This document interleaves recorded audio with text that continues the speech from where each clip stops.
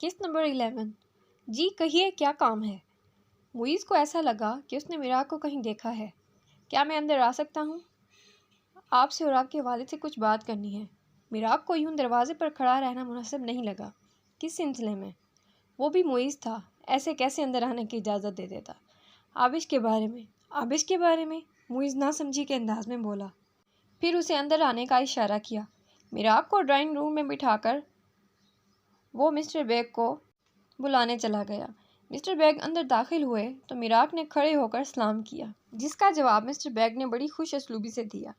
پھر وہ بولے، آبش کو کیسے جانتے ہو آپ؟ اس کے دوست ہو؟ جی وہ میں میرا مطلب ہے آبش کا شوہر ہوں۔ میراق ہچکچاتے ہوئے بولا۔ اس نے باپ بیٹے کے سر پر بام چھوڑ دیا تھا۔ یہ کیا ہے؟ بیہودہ مذاق، خبردار جو میری بہن کے کردار پر کیچڑ اچھالا۔ معیز نے غصے سے میراق کا گریبان پکڑ لیا۔ میں سچ کہہ رہا ہوں۔ میراق نے اطمینان سے بولا۔ مسٹر بیگ نے معیز کو دور کیا، پھر میراق سے بولے، تمہیں کوئی غلط فہمی ہوئی ہے، وہ مر چکی ہے۔ یہ کیا کہہ رہے ہیں آپ؟ اب حیران ہونے کی باری میراق کی تھی۔ 1 مہینے پہلے وہ اس دنیا سے چلی گئی۔ ان کے الفاظ پورے ہونے سے میراق طرف کے بولا، غلط فہمی آپ کو ہوئی ہے، وہ بالکل ٹھیک ہے اور میرے پاس ہے۔ پھر میراق نے سارا قصہ بتا دیا۔ معیز اور بیگ دونوں کی سمجھ سے باہر تھا کہ انہیں خوش ہونا چاہیے یا سامنے کھڑے شخص کا حشر برا کر دینا چاہیے۔ میری بہن کہاں ہے؟ معیز نے گھراتے ہوئے پوچھا۔ اپنے گھر۔ میراق کی بات پر معیز دانت پیس کر رہ گیا۔ آبش گھر کی صفائی کر کے بیٹھی ٹی وی دیکھ رہی تھی کہ رات والا واقعہ اسے یاد آ گیا تو اس کی ہارٹ بیٹ مس ہوئی۔ وہ خود اپنی حالت سمجھنے سے قاصر تھی کہ کیوں وہ میراق کے بارے میں سوچ رہی تھی، کیونکہ وہ اسے اب برا نہیں لگتا تھا کہ شاید اس کی وجہ وہ عزت تھی جو وہ آبش کو دیتا تھا۔ ایک عورت کے لیے محبت سے بڑھ کر جو چیز اہم ہوتی ہے وہ عزت ہوتی ہے۔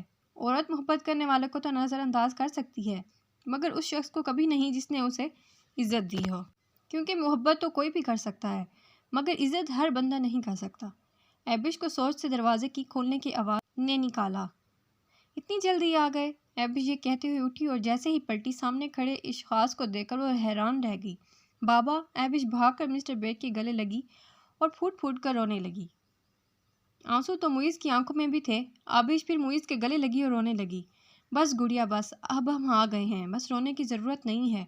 اب معیز اور بیگ اسے چپ کرانے لگے۔ آپ یہاں کیسے آئے؟ اس نے معیز اور مسٹر بیگ سے پوچھا۔ دونوں نے میراق کو دیکھا۔ آبش نے میراق کو دیکھا تو وہ اسے دیکھ کر مسکرایا۔ آبش سمجھ گئی کہ اس نے اپنا وعدہ پورا کیا ہے جو اس نے آبش سے کیا تھا۔ آبش بھی مسکرائی، پھر وہ معیز اور بیگ کے ساتھ باتوں میں لگ گئی۔ میراق کو ایسا لگا کہ وہ وہاں ہے ہی نہیں۔ امی نہیں آئیں؟ آبش نے مسٹر بیگ سے پوچھا۔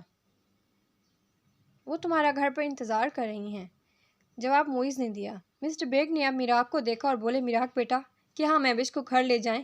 انہوں نے بڑی آس سے پوچھا۔ میراق نے آبش کی طرف دیکھا، وہ اسے ہی دیکھ رہی تھی۔ میراق کا دل تو بالکل نہیں کر رہا تھا۔ کیا ہوا میراق، اتنا کیا سوچ رہے ہو؟ معیز نے اسے سوچتے ہوئے دیکھا تو بولا، ٹھیک ہے چلی جاؤ۔ میراق نے بجھے دل سے آبش کو دیکھ کر بولا۔ آبش خوشی سے جھوم اٹھی اور بولی، میں چادر لے کر آتی ہوں۔ یہ کہہ کر آبش کمرے کے اندر چلی گئی۔ اندر آ کر وہ وارڈروب کی طرف بڑھی اور چادر نکال کر اوڑھنے لگی۔ اچانک اس کا دل اداس سا ہو گیا۔ وہ کمرے کو دیکھنے لگی۔ میں یہاں سے جانا ہی تو چاہتی تھی، اب جب میں یہاں سے جا رہی ہوں تو مجھے اچھا کیوں نہیں لگ رہا۔ وہ یہ سوچ ہی رہی تھی کہ جب میراق کمرے کے اندر آیا تو آبش کو کھڑا دیکھا۔ وہ اس کے قریب آیا اور اس کی کمر کے گرد اپنے بازو حائل کر کر اپنا منہ آبش کے کندھوں پر رکھ دیا۔ آبش نے چہرہ اس کی طرف کیا تو اسی پوزیشن میں بولا، مت جاؤ۔ ایک التجا تھی اس کے لہجے میں۔ میں اپنی امی سے ملنے جا رہی ہوں میراق، آبش نے کہا تو اس نے آبش کو اپنی طرف کیا، اس کا چہرہ اپنے ہاتھوں میں لے کر بولا، ول یو مس می؟ آبش نے اس کی آنکھوں میں دیکھا تو ایک مان تھا کہ وہ منع نہیں کرے گی، مگر وہ بولی، نہیں، تم سے کس نے کہا کہ میں تمہیں مس کروں گی؟ آبش نے مذاق میں یہ بات کی تھی، مگر میراق یکدم سنجیدہ ہو گیا۔ اس سے دور ہوا، جیب سے موبائل نکالا اور اس کی طرف بڑھایا۔ یہ رکھ لو، ضرورت پڑے گی۔ کمرے سے باہر چلا گیا۔ آبش کو دکھ ہوا کہ اس نے غلط وقت میں غلط بات کہہ دی ہے۔ آبش کو اس کے غصے کا بھی پتہ تھا۔ وہ ڈر گئی کہ کہیں منع ہی نہ کر دے۔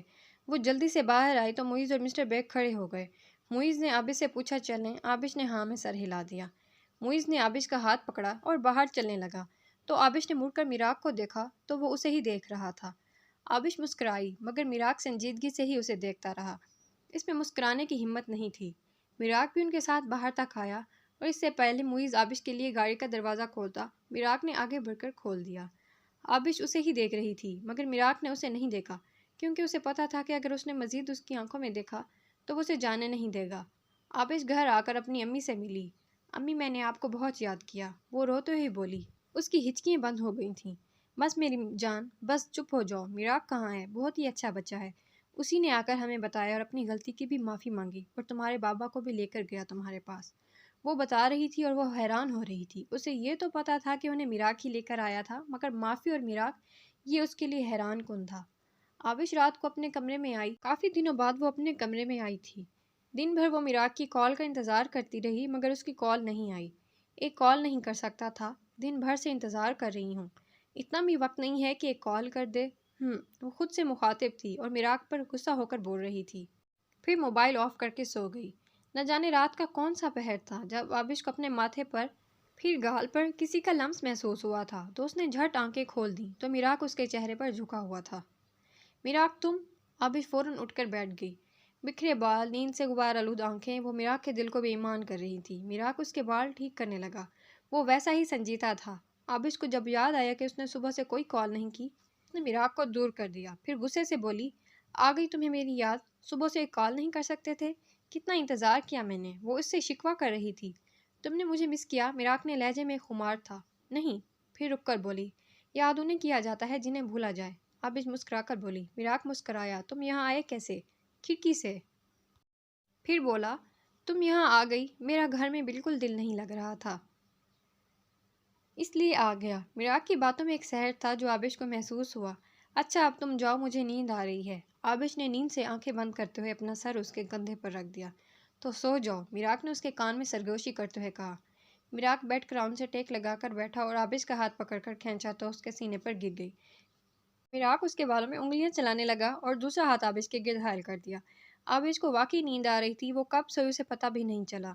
मिराक ने जब देखा वो सो गई तो उसने आबिश को आराम से बेड पर लिटाया और आबिश के बाल ठीक करके खिड़की से बाहर चला गया। आबिश की आंख खुली सुबह तो उसने अपने कमरे में इधर उधर देखा, मगर वो वहाँ नहीं था। रात का मंजर याद आया तो उसके रब मुस्कुराने लगे।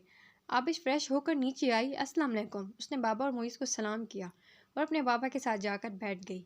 आबिश, तुमसे एक काम है, मुइज़ बोला। कैसा काम? उस पर तुम्हारे साइन चाहिए। मुइज़ ने पेपर उसके आगे किया। ये क्या है? आबिश ने ना समझी, मगर जब नज़र पेपर पर पड़ी तो उसके पैरों के नीचे से ज़मीन निकल गई। खुला के पेपर। आबिश ने हैरानी से पहले मिस्टर ब्रेक को देखा, फिर मुइज़ को।